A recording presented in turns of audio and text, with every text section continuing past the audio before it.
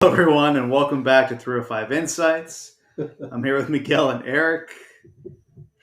Just gonna talk about some interesting Dolphin news and just stuff around the NFL. So, leading off with the top story for today: Vic Fangio out. Question mark is in. So, start off with you, Eric. What are your thoughts about Fangs not being on the team anymore, and what's your outlook for the future of this defense? Um, I think you're looking at, you look at the dynamic with Mike McDaniels and Vic, such a huge, Vic's, I think, pushing almost 70 years old. So Generational difference. yeah. Yeah. And I think it was more of a decision, not of coaching, of his ability to coach. I think it was a decision on culture wise. Think they're trying to build some type of culture there that's young, innovative. Um, I guess more of the Mike McDaniel's, and it, I think it's just going into that Vic.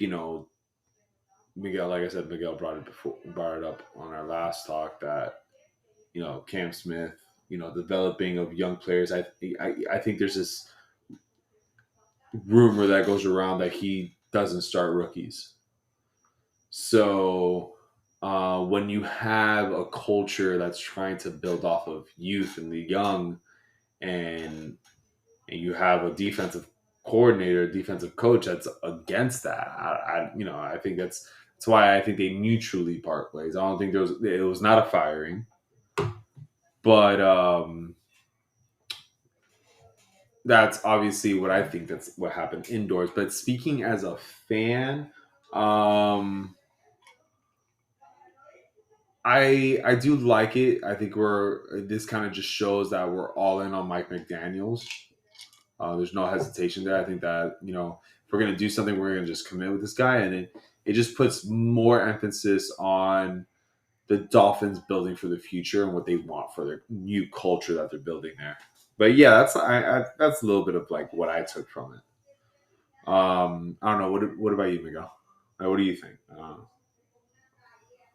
Fangio, huh? I think that I don't think it's a really a surprise, to be honest.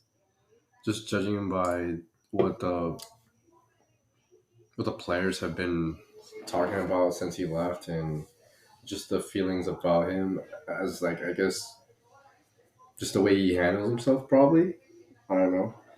And then there was quotes about Agba saying that he didn't really like Fangio in the system and didn't really appreciate how he didn't use him as much. And even more so, Agba had some decent numbers, even though his usage was very low. So it really was very interesting that Banjo didn't use all the players that he could have used. Like I think I even read that Cam Smith, like all the help we needed on defense when it came to like the backs, like you had Cam Smith there as your like at your usage, and you didn't use him at all. What was it, like 15 snaps all season? He was So, by far and away like the lowest snaps by a second rounder. and I feel like he was like one of the higher rated like draft picks in the draft, and I think he had like 39 snaps or something like, or 30, maybe less. And then the next lowest person had, I think it was 120 snaps, like some guy from the Saints. What would you say that Vic is a win it now coach and doesn't want to see the long haul? I have, Like he's like ring chasing so, in a sense. okay, let me answer your question first. I think to put it in the words you're saying, like, I think he is a mercenary for hire. The notion that he wants to stay close to his family in Philadelphia because he's older or in Pennsylvania. I get it. We've talked about, I don't know if we've discussed in this podcast, but the whole rumor of that the guy from Arizona, the Cliff. coach there, no, the coach there now, that he was the defensive Yes. coordinator for Philadelphia. Yes. And he straight up told them, "I'm not leaving." And then that's what basically allowed Fangio to like, okay, let me go look for another job because he didn't really want to be an analyst anymore. He wanted to actually be on the field. And then once he left, Philly was going to hire him, but he already had the offer from the Dolphins. So it just seems like, to your point, maybe not ring chasing, but I mean, Philadelphia's about as established as you can be with their defense in terms of how many veterans they have, how many guys have been in the league for at least a few years. That was always his number one choice. So yeah, in a sense, that was and we were the rebound, which I mean isn't bad if you're the second choice out of 30 other teams. There's 32 teams, and if you're not, the second choice, but. I think the biggest problem that I have with Fangio, and we've kind of touched on this in the past, is this whole notion of systems and the fact that you can't use guys. And again, all three of us aren't saying that Cam Smith is a second coming of even like Vontae Davis. Like I'm not even saying he's going to be something like that where he's a Pro Bowler for a few years. Yeah. But when you have someone like Ogba who can produce, over a few years and different things like that, and you just look at these players and you say they don't fit my system, and you're bringing in Justin Houston, you're bringing in Melvin Ingram, you're bringing in I forget that one of the guys off the practice squad. You're bringing all these people, and you can't just use the resources that are put in front of you. That's always concerning for me. So, I mean, I'm just glad that it happened. I don't want to say early in the cycle, but you're kind of seeing the dust settle in all the other jobs, and this is, to your point, Eric, this is really ideally what you want from your organization, where they're just telling the head coach, like, this is all you. This is, you want your culture, you want to build the blueprint, you want to do all this stuff. Like, there's not going to be, butting heads or anything like that in the sense of everything's going to be on the same page. There's a reason why Pittsburgh has been good for generations, until Tom Brady left. Well, there's a reason why, Belichick and the Patriots were always good. Even this year, you can say that they sucked on offense, but their defense was always great because they all have the same mindset. It's being consistent of the image that you portray. Is that because the thing, like for example, you mentioned there's the hard nose, lunch pail, hard hat to wear. Yeah, hard hat. They've always kept that, but for the most part, at least in the Dolphin organization, it's always been through like so many different cultures. First you can go all the way back from the, Don Shula, and then you go and change it out from Jimmy Johnson, and like bring him out of retirement, which mind you, those are two consistent, successful cultures that you're trying to bring into your organization. Then there was that gray period of like the Dave Wanstead, the Tony Soprano, like who was the other guy? The one Phil Phillips. No. What was the other? We're talking about Cam the 2s and 3s. No. Is it Cam? No, it wasn't Cam. What was his name? No, man. We drafted his family. Yeah. You're talking about Ted Ginn Jr. Oh my God, I think it was. It was something Cameron. But either way, you had that period of time that the culture just looked different. It wasn't. There wasn't consistency, and then what ended up happening is that we fell into that really dark area that we didn't know. We were in the transition from that, and we went with Brian Flores. And Brian Flores is, the Patriot way. I would say that very aggressive. Never works outside of New England. Very, very firm. And then we got Mike McDaniels, and he's been able to connect with Tua, which is just the culture now is shifting. And I think, and to go right back to what you were just saying, it matches the style of what they've been doing for the past 2 years. Yeah. Right. This is Mike McDaniel's second year. And I think, to your point, like if we use that example of Shula to Jimmy Johnson, and you started seeing the fractures of where Jimmy kind of knew they had to move on from Dan Marino. but the organization didn't want to just do it just yet because of everything that happened with Shula, where they kind of pushed him out the door. And then, I mean, ever since then, like you said, the fractures have really, they turned into just massive potholes Yeah. and different things like that. But this is a structural way to basically say, you know, I know all three of us said this was kind of an all-in year, and we agreed that the next 2 years was the window. So, I mean, literally all in is next year. Like it's one more guaranteed year of Jalen Ramsey's contract. Mm-hmm. You still got Chubb, you know, coming Yeah, back in you got- October-ish. yeah, You got Phillips coming back in October-ish. Can they do the same thing that they did this year, where you saw from week 8 or 9 on, once Jalen Ramsey comes back, if they could hold the fort with whoever they want hired, and it's interesting to see the people who are being considered.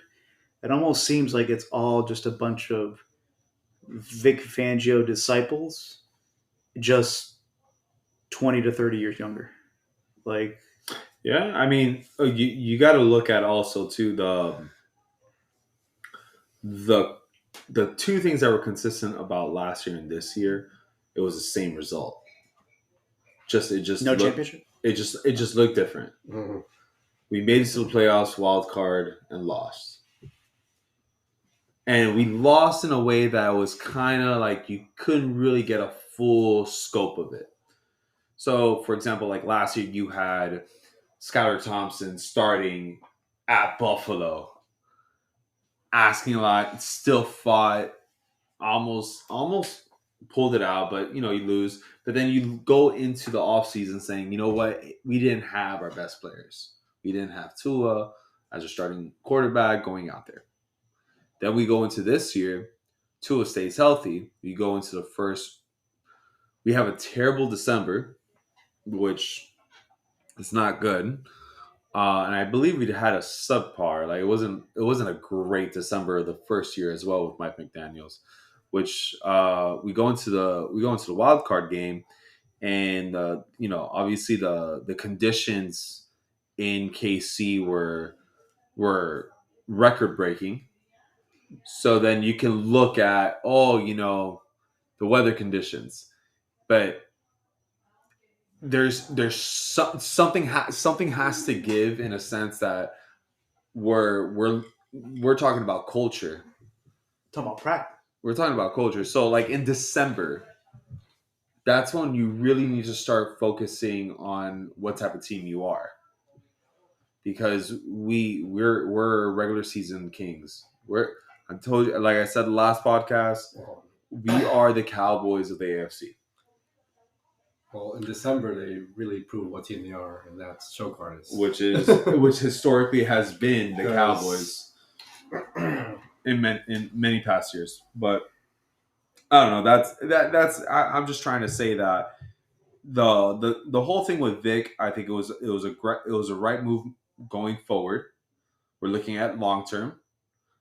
There was something in the organization that they probably didn't see eye to eye. They agreed to, go away. We still have the weapons. We still have the personnel to be successful. So, but yeah, I mean, that's my take on Vic and the whole situation and the Dolphins moving forward, like, with their culture. I mean, would you guys want an established person? Do you want a younger guy? Because I mean, like we're talking about, Brandon Staley. We're talking about an internal hire. Like, is it Anthony Carmile? You go internal. I think for me, Campanelli. I think you got to go internal. You buy into the farm system that you have. The sense of consistency there as well. Like he's a linebackers coach, so he knows this group. He knows who's a plug-in, who's not plug-in. And he knows his personnel. He knows his personnel. Yeah, he knows his personnel. And I feel like for me, I've never been a fan of a coordinator that works from the booth. Like I've always been a fan of a coordinator that works on the field. Yeah, because you get more of the one-on-ones. You get more of the, I don't know, like, hey, what do you see now? You get more of the passion. Like there's just this different vibe for me when it comes to a coordinator that's on the field and in the booth. And when I'm seeing Vic Fangio from the booth, and he's got a great record. It's like from the past, and he's like a tenured professor. Like he's It's not like- mailing it in, but like it just It's like, you know what I'm It about. rubs me off the wrong way. no, I It's get like- it, and that is It's like you see. I'm gonna use the Lions. I mean, you see Dan Campbell. Like he's a players coach. Yeah, man. Guards, I love these guards, see- man. You see passion like when it comes to coaches like that. Like there's passion. Dude, I would run through a wall for that, man. So and you wouldn't get paid for it. So one of just so like what I'm saying too is just that like I would non-guaranteed I, contracts. I wouldn't mind an internal fixture there for our defense and What about you? seeing somebody actually I think it should be passion. the Yeah, I really do I'm think it with should you on be- that. I think it should be 100%. I do not want Brandon Staley. I mean, Man, I know things. I will say because you brought it up to me on a personal conversation that Whoa, he had it was off the record. hot night. he had a great group in the Rams, so he was very successful. So if you're gonna tell me now, then I guess I can say like, hey, we have a very successful defensive group as well. Maybe he can replicate that type of success that he had with the Rams with the personnel that he had. Maybe the personnel's not the What, same. you're talking about because, Brandon? because Aaron McDonald's a whole nother different. I know, but my monster. problem is you have Derwin James, who is, if not the best safety, top 2 or 3. Yeah. You have Khalil Mack, who had a resurgent year. Even if you take away that 1 6-sack game, I think you take away that he still had like 7 or 8 sacks throughout the year. He's still somebody. You have Joey Bosa. Like you have players. They signed that. Well, they had J.C. Jackson, and J.C. Jackson left because, I mean, well, he did get exposed a couple of times. Yeah, but then he goes back to New England. All of a sudden, he remembers how to play football. Yeah, exactly. Like, so it's just one of those things where, like, it's almost like my dad always likes using the Wade Phillips thing. There's always guys who are made to be coordinators, not made to be head coaches. yeah. And that literally just nukes my argument because I don't want Brandon Staley as the coordinator. However, I just don't think like it's just, especially with all the options available. It's what have you done for me lately, league, and what have you shown to be? I don't even want to say new age or revolutionary, but like it's going to be a hard sell if it's not, to me, the internal candidate, because you're hiring a guy who just got fired midseason, and he had, forget the defense, you also have Justin Herbert and all that talent on offense. And he had the personnel to win the game. You could never close it out. Yeah. Talk about tying into what we're talking about coaching and in December and late in the season. Forget late in the season. Late in every single game for the Chargers, they were exposed on a consistent basis. So that's where I cross the line when it comes to coaches as well. Like I'm also talking about how coaches should be like on the field over being in the box. Also, I believe in the thing where like if this is where like I think you wanted to talk to about it today, Eric, is that coaches that cross the line of what their strengths are, like Matt Patricia being a head coach when his strength is being a defensive coordinator. It's like all these coaches are, granted, they're trying to make themselves better. Yes, I'm always for coaches, for people in general to like improve on themselves. Everybody has room for improvement, and you want to be better. You want to improve your resume and whatnot. But when it comes to coaches and like just doing things that they're not good at, just stick to your strengths. Like Patricia, just be a defensive coordinator. Like just Brian Flores, just be a defensive coordinator. Like just stick to what you know and stick to what you're good at. If Staley wasn't a good defensive coordinator back then, and you were just a crap coach with the Chargers with such a great team that I think was a better team than most, in my opinion. The Chargers had a good team, and you don't do good with them. You just fail over and over again. Like, I just think coaches, and this is just like a bunch of all these younger coaches coming in, and I don't know if they're like these teams are hiring based off of these interviews or based off how they've been coached, like how they're coaching their, how they've just been coaching. Period. It's just I don't know. I just find it interesting. Yeah, it's like you said though, like especially that what was it 2-3 years ago where anybody who shook hands with McVay was hired. You had Zach Taylor, you had Staley, you had who else was hired as like an offensive coordinator? Well, that whole Redskins coaching staff got hired. Pretty much, yeah. Yeah, I but think the 2013 Redskins. But you can look at it like that's the thing that I think separates a coordinator from a head coach. Coordinator, you're very gifted in what you're what side of the ball you're in. Yeah. Let's say you're a successful offensive coordinator. You've established of how to make your what you have to its ceiling. But then when it comes to a coach, the head coaching position, the way that I perceive it is that you're managing personalities. You're managing a whole organization.